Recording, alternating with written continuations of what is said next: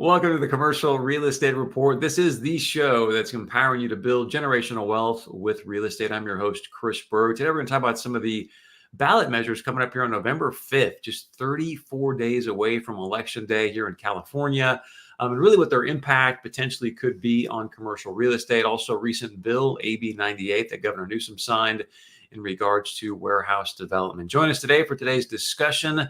And we welcome him back gladly, the president of the California Business Roundtable, Rob Lapsley. Rob, it's great to have you back, and thank you for joining us. Chris, again, always a pleasure, and thank you for the invitation to come back. It's great to have you. I know that your organization is part of the advisory committee for the Public Policy Institute of California that's done some recent polling, so we'll get into that in a moment as well. But I think for people that just don't necessarily follow the TikTok like you do every day, so what is Prop 33? If I vote yes, what am I doing? If I vote no on Prop 33, what exactly does that mean? So, if I could, just what we're facing right now for November is we're facing 10 ballot initiatives, wide range of different issues, from looking at changing the vote threshold for bonds for housing and infrastructure, all the way to, which is Prop 32, all the way up to Prop 36, and different bond measures, climate bond, a lot of spending on the ballot. And interestingly, just so your viewers know, at the local level this year, there's 470 tax and bond measures on the ballot. 470. Obviously, individual voters in their communities will make their decision on whether or not they want to adopt those, but it represents billions and billions of new spending and new partial taxes or GOT taxes, depending upon what it is. And we're going to see another effort like this in 26. Only we're going to see a big one at the state level in regards to what we call the split roll, to change Prop 13 for commercial, industrial, retail property. So that's the scene setter, if you will, for what we're doing now. On two big measures that we're working on for this, and that's is what you referenced, Prop 33, Prop 36. Prop 33, it eliminates Costa-Hawkins for essentially the existing structure of rent control in the state, particularly for pre-1996 properties. It allows all local governments to implement essentially their own version of rent control, which is exactly what Mr. Weinstein wants. So we could have, if this ever passed, the greatest patchwork of different measures that could be implemented on any given properties, regardless of age, that we see going forward. It also implements new bureaucracies to implement some of these things. It's the third time he's trying to do this. We've defeated it previously, the past two, by large margins, 60% no, but he's back again. So that's what we are facing this year in a coordinated campaign, the Roundtable, the California Apartment Association, and the California Association of Realtors. Let's just share some of the polling that the Public Policy Institute did here. So this was early September when you guys were out there in the field doing some polling, but it says 51% yes, 46% no. I know you guys' stance from the California Business Roundtable is a nay. Does this thing pass come November 5th? So this is PPIC. Their methodology on that is a little bit different than what we use, in the campaigns themselves. So let me kind of talk about the difference, if I could. So what we see right now, again, based on our methodologies and what's done from our joint campaign teams, we see this having much less support, essentially almost 39% support. Wow. 39% opposition, the rest undecided. So, and we've been tracking this now for, 18 months and where this goes. So we believe that as long as we can get the message out on what the impact of this actually is, that we're going to be on track to hopefully get a similar result like the previous two initiatives that we defeated. But again, we have to be able to deliver the message. We have to have a funded campaign. We're actively fundraising to do that. But again, if this passes, it's going to have an unprecedented impact on what will happen to obviously the multifamily sector moving forward. It's going to absolutely kill housing in the future. There'll be no investment. So you know the repercussions. So that's why we are out to defeat this. I want to talk about that more in a moment because there is some interesting leadership coming out of San Diego, Alameda, saying, hey, look, this could dramatically reduce property taxes, thus funding for schools, emergency services. Right. Before we get there, there's kind of that old mantra or saying for many conservative circles that, hey, the government closest to the people is the best form of government. So and this doesn't force locals to implement rent control, it just allows them to. So why not just say, hey, let's vote yes, let the locals make that decision, then it is what it is. Well, it's interesting, but when you go between different communities and you have all these different patchwork of laws, right, it makes it difficult for investors to come in, something that you are intimately familiar with, to try and understand where you can get a maximized return and build a quality product. And when it comes to multifamily, right, the best thing we can do is try and standardize some of the laws that we have around multifamily housing so that there is certainty for both renters and certainty for investors and builders so that we can build more housing. Anything that takes away from that only hurts California and hurts our prices, hurts renters. And that's what we face with these kind of measures. So we have worked very diligently in Sacramento. After we defeated the second time on Mr. Weinstein's measures, we went to work and actually modernized many of these laws under what was called AB 1482. And that's where we came up with the formula on rent increases. So 5% plus CPI. And when you have that applies on a statewide basis, which provided more certainty for investors. We saw continued interest in building here in California, but then we get back to some of these other communities like LA, and they come in with all these eviction restrictions and all these things that changed the law after people in good faith entered into agreements with local governments to build projects and have hopefully certainty in their investments. And then the rug gets pulled out from under them and completely changes everything that they did around their investment formulas in good faith to build a project. I believe in my world that that's a taking, actually. I believe that's something that should get looked at by the Supreme Court because it's not fair and it jeopardizes investment and it hurts those who have made the investment when they change the rules after they build the construction. All right. So, and it's all political. So these are bigger issues we're going to be taking on after this campaign in November, and they need to be taken on. So these efforts will not stop. But most importantly, right now, we need to defeat this measure. Yeah, and most people that watch this podcast are going to know this, but for just renters out there that maybe aren't familiar with, multifamily, I've got some really good friends in the multifamily world. Like, Chris, you implement Prop 33, there's no incentive for people to make investments in those properties anymore. And you literally become slumlords, and not by choice because of state restrictions or local restrictions. And so it's something to consider for the renters out there. Like, look, we get there's an issue, but housing supply and demand, we heard a little bit about it in the debate last night, that it would be good to expand the housing and do more from that perspective rather than limit the opportunity for liquidity to come into California in this market. So real quickly, just to share with people, if I can bring this up, just to get your comment on this. I think this is an interesting take from some leaders in some different communities in the county saying, hey, look, if Prop 33 passes, it could have a big impact on schools and emergency services. Hey, and again, right, if this is where they change the rules and it impacts obviously the valuation of the properties, that headline says it all. And that's exactly what's happening. Look what's happened with Measure ULA. Yes. And right in LA, something that we have been gravely concerned about.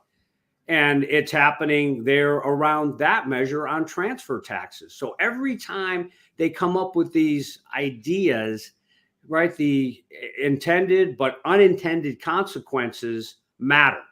And that's what we try and point out to the voters, because once they see like okay, so this is the reality of this, then they vote no. And that's what we are working towards for November. And that was part of my question on, hey, if the locals want to make this decision, let them make the decision, because you're going to see the capital get moved out. There's not going to be as nice multifamily in that arena. And the city leaders are going to have to deal with that. The problem is, in politics is oftentimes those city leaders are far away from the city council meetings anymore, and someone else has got to deal with those problems. So, all right, let's move on to Prop 36. Again, what is that? If I vote yes, what am I doing? If I vote no on Prop 36, what am I doing? So thank goodness for Prop 36, in all honesty, because what we're facing is the opportunity to fix the consequences of Proposition 47 that was passed 10 years ago, and that we are seeing playing out in our communities across the board. And number one, let's start with retail theft, the smash and grabs.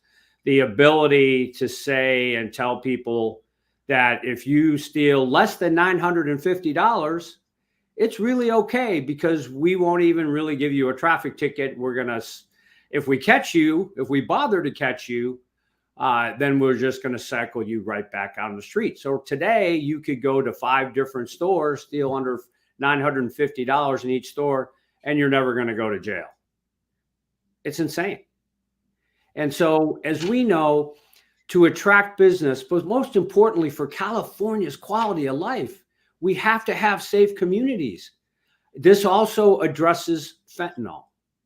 So when they lessen the penalties on fentanyl distribution and for dealers, again, we saw the consequences, the flood of deaths, everything that breaks your heart of what these families are dealing with when they lose their loved ones to a drug like fentanyl. So we joined with the district attorneys who have provided incredible leadership with law enforcement, the sheriffs, police chiefs, and the statewide business community to fix this once and for all and go back to the original measure, change it, because only the voters can change it once they pass an initiative, and show them what's happened, ask them for the right changes, which they are very receptive to, and then start moving forward again in our communities and in our state to get these things fixed. And again, for some people might be saying, hey, Chris, what does theft and drug proposition have to do with real estate? Well, if you talk to anybody in real estate, they're going to share with you the number one thing to see your real estate appreciate is safety and security, as Rob just talked about, that quality of life, that living. So let's look at some of the polling here coming out of the Public Policy Institute of California, Rob. Prop 36 looks like today it's going to pass pretty easily. What say you? So again, promising numbers. Again, methodology is a little bit different, but our other polling has it in the 60s in terms of support, and that's across the board. Republicans, Democrats, majority support. Obviously, independents, they're 65% support. So everybody now is recognizing what we're facing in our communities, what's happened.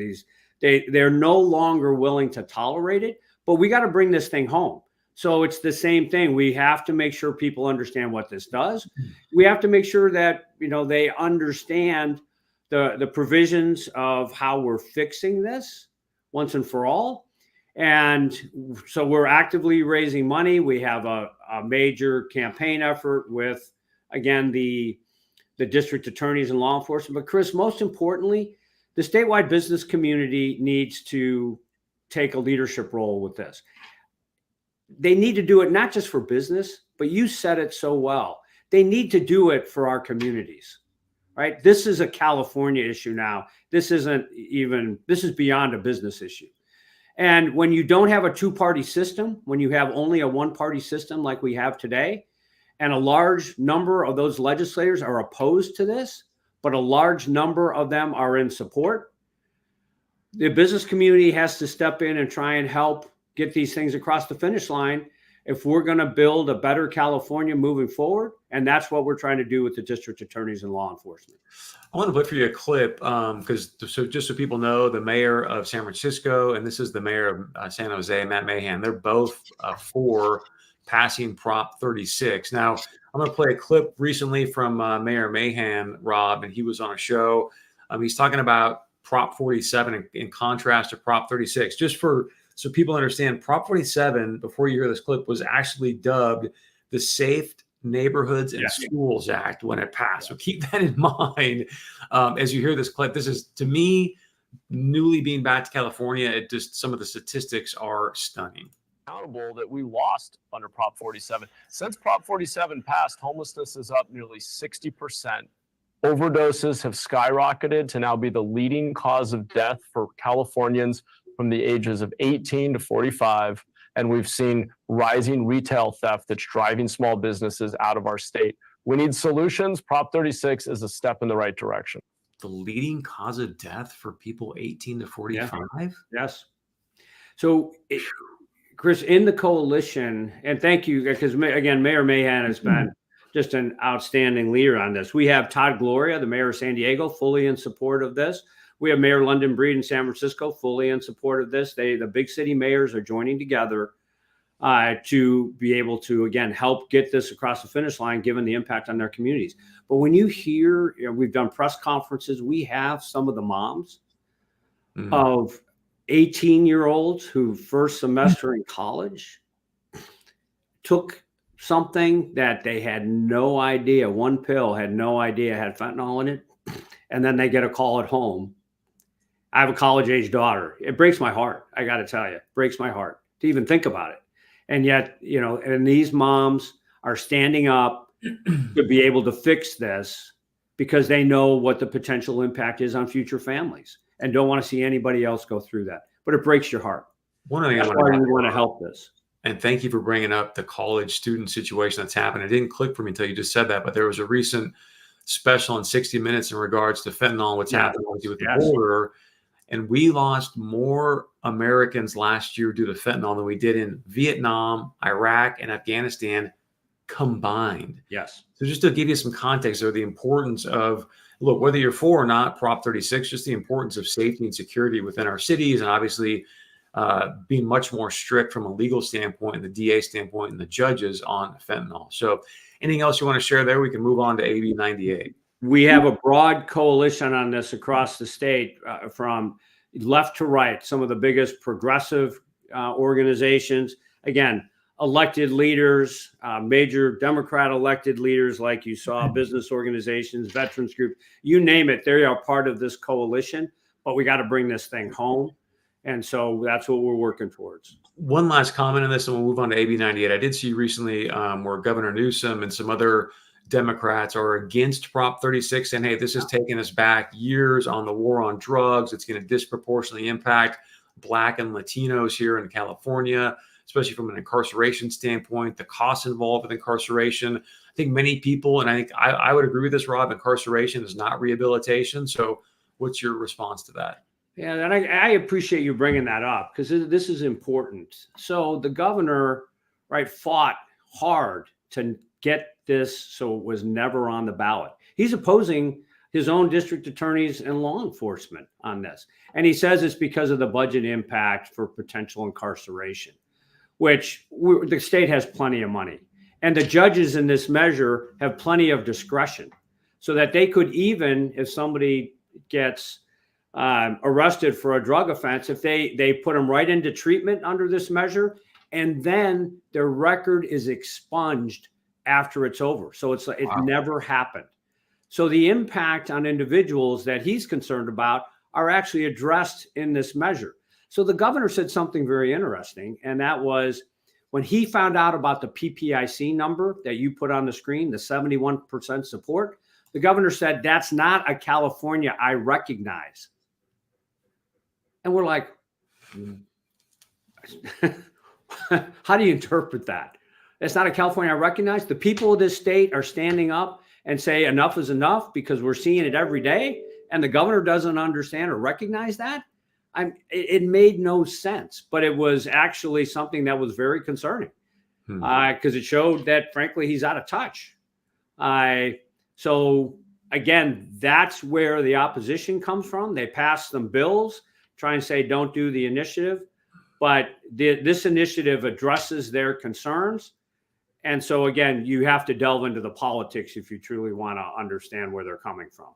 Let's talk about AB 98, Assembly Bill 98. Governor Newsom passed that, I believe it was Sunday night, in regard to some restrictions on warehousing. But I know there was a lot of conversation within the Central Valley, business leaders, city leaders, very concerned about the impact of AB 98 economically, jobs, employment. I can go on and on. But so what is AB 98 exactly and its impact on real estate? So again, Chris, couldn't be more timely. I'm sitting here watching the port strikes, right, on the East Coast and the Southeast, and watching what's happening. And then here we're talking about limiting our logistics and goods movement sector ultimately, and the future of what that represents for the state. So when it comes to logistics and goods movement, our sector here in California has grown exponentially because of the way people want to consume goods. They want it, within a day. They want it delivered to their door. And we have changed our economy significantly. California has lost and continues to lose manufacturing jobs because of our laws and regulations in the state. But we have been trying to replace them with logistics jobs that actually pay well, and especially if you don't have a high or a college degree, high school education, you can have a career path in logistics, and you can ultimately provide for a family and hopefully buy a house, in this high cost state. But now with this, they're passing a law that is working to essentially restrict all future growth of warehouses in California, the foundation of what we need to be able to grow jobs in this sector. And here's the most important thing about this law. So they did it in the dead of night. They did what's called a gut and amend, literally in less than the last week of session. And they did it this way because they were trying to force through what the speaker wanted, and what some other interest groups wanted, without having to go through the regular process. But the other reason they did it that way, and this is something for all your viewers, is that this bill previously was only confined or impacted warehouses in the logistics sector. And it actually was only being talked about in the Inland Empire. Well, the way they did it with this gut and amend in the last few days of session, it applies statewide, and it applies to all storage facilities that now use heavy duty trucks. All manufacturing facilities are now included under this bill. All agricultural facilities are included under this bill. You look at Pepsi, they have this state-of-the-art facility down in Modesto using Tesla trucks. They're included under this bill. So, it has so many unintended consequences of what's going to come out. And the last thing about this that's really concerning is they say, well, this bill takes care of the problem. We're going to address people who live around warehouses and protect their public health, and we're done. Well, that sounds good, but that's not the reality, because the author of the bill said, this is a starting point for what we intend to do. And now next year, we're going to introduce more legislation to keep changing what's in this bill and make it more restrictive. And once you have a codified bill, that it becomes a floor and not a ceiling. And so it's only going to make the future of the logistics sector in California worse, and going to restrict the very jobs that they should be looking out for in their communities. A few things I just want to add is you're right, spot on. It was really for Riverside County. There's been obviously a lot of industrial development in that arena. And so I think that everyone wants people to be safe. Everyone wants the environment to be clean. So we understand that, but there's got to be, as you're suggesting, at least what I'm hearing you say is a balance, especially in the context, as you mentioned, with the massive onshoring that's about to take place over the next decade in this country. Right. If it doesn't come to California with the port right there in Long Beach, it's just going to go to Arizona or Mexico. And again, California misses out on this incredible opportunity to drive economics and, yes, do it in a safe way environmentally. And so that I get they don't want trucks by schools and things of that nature. I think we can help mitigate those situations. But I think the most stunning thing to me is, like you mentioned, it's a one size fits all when the root of the problem really was in Riverside. You know, I'll I, leave it at that. I have a member from the roundtable who builds warehouses. They have been the backbone of the sector, including doing it for Amazon, to be able to, again, provide what people want. Their current projects, they have a couple, are essentially grandfathered in around some of the provisions of this. But as far as they see it for the future, they're done. Based on this bill, they're done. They're going to Nevada. They're going to, as you just said very accurately, they're going to Arizona. It'll be back in Texas. And then what happens? So then those trucks have to bring goods in from there, which increases our greenhouse gas, right? So again, it makes, when you look at the logic, it makes no sense. And that's the biggest frustration and challenge we have, is how can you not see the logic in trying to create a more balanced policy on these things? You absolutely nailed it. And there was somebody from Newmark that was at the Fresno event that said, you know who's going to be the big winner in all this? The current guys that own industrial, because there's going to be such low supply. They're just going to raise the rents. It's going to raise the cost for small businesses. And so again, and all consumers we have the highest cost of living now. So then ultimately everybody's going to get additional surcharges. So you're exactly right. Oh boy. I don't want to put you on the spot, but just to see the plan, I'd love to visit with the gentleman you just mentioned that owns industrial and get him on the show and get his take. Let's talk quickly, if you don't mind. I don't fully understand this because you sent me an email literally just before the podcast. ABX 2-1. What's happening there? So it's not enough that we're going to ultimately increase prices when you look at the logistics sector of California's economy, but we're going to increase prices on oil and gas at the same time, thanks to what the governor wants and what he intends to do. So in the governor's politics, his biggest and political foe is oil and gas. And he tries to make them look like they are the perpetrators of the greatest fraud in California because of the price of oil and gas. And somehow they should be able to magically lower prices significantly to make it affordable for all Californians. Well, as we know, California's policies are directly responsible. It's what the governor has been advocating in passing. We're down to 9 refineries overall when we used to have double-digit refineries in the state. All the compliance with the climate change regulations directly increases costs. So now the governor is saying that when there's spikes in the cost of gasoline around different issues, refinery maintenance or changing over blends that California requires, and prices go up because the supply is constricted, that's all the oil company's fault.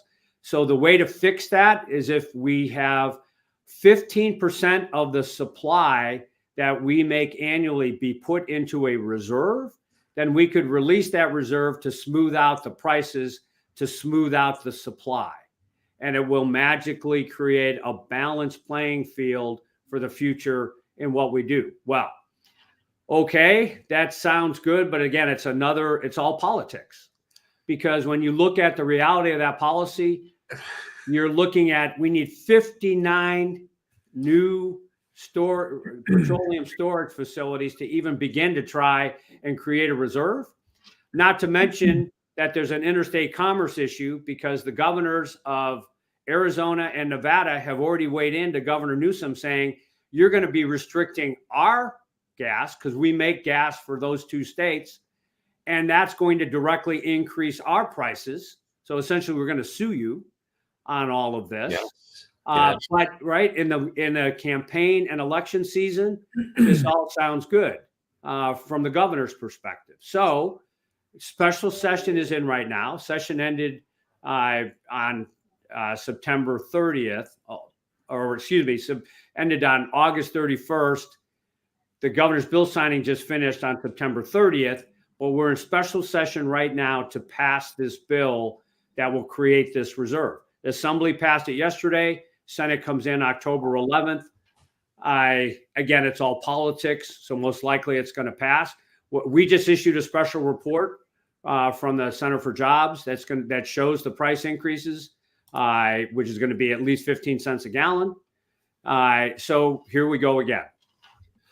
So yeah, if you want to get the special report, you can definitely get it from Rob, California Business Roundtable. Find out more there. Rob, just to be respectful of your time, one last question, sir. Before I actually even ask, go ahead.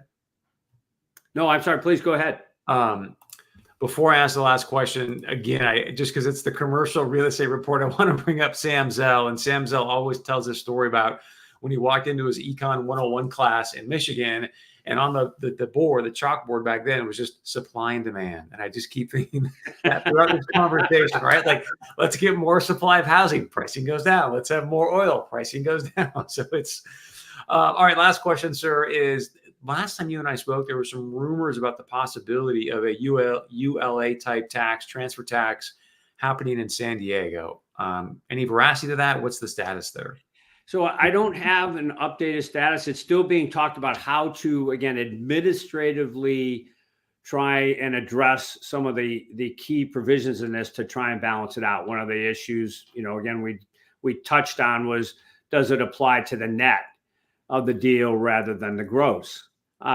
So those discussions are still going on in the background. The mayor's been extremely busy, right, on being in Paris, different things. I know there's individuals who are trying to address this with her. I know that, fortunately for us, that the mayor's point on economic issues, Rachel Freeman, who's extremely impressive. I don't know, Chris, if you've had her on, but she'd be a great one to have on. She'd be outstanding. And, she understands exactly what's happening in real time because she used to work for Tejon Ranch, and she actually comes out of a real estate investment company. A great representative for the mayor on this. So she, I think, would probably be a good one to give you the latest, but it's an ongoing and serious effort. But I don't know the exact status at the moment. Got it. Thank you, sir. As always, appreciate the time, and to be respectful of yours.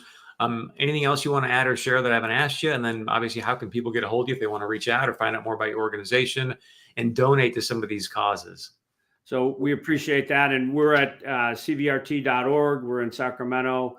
My email, please, if anybody wants information on an ongoing basis or what's happening with the latest, rob@cbrt.org or rosa@cbrt.org. So thank you for always the opportunity to have these discussions and provide some, updated insights, and for what you do for the real estate sector and beyond, because this is much broader than real estate. I appreciate that. Here's their website again, cbrt.org, cbrt.org. Rob is consistently fighting the good fight out there, trying to create some pathways for businesses here in California. So, Rob, as always, we appreciate it, and we will talk to you again soon, okay? Thank you, Chris. It's a pleasure. Thank you.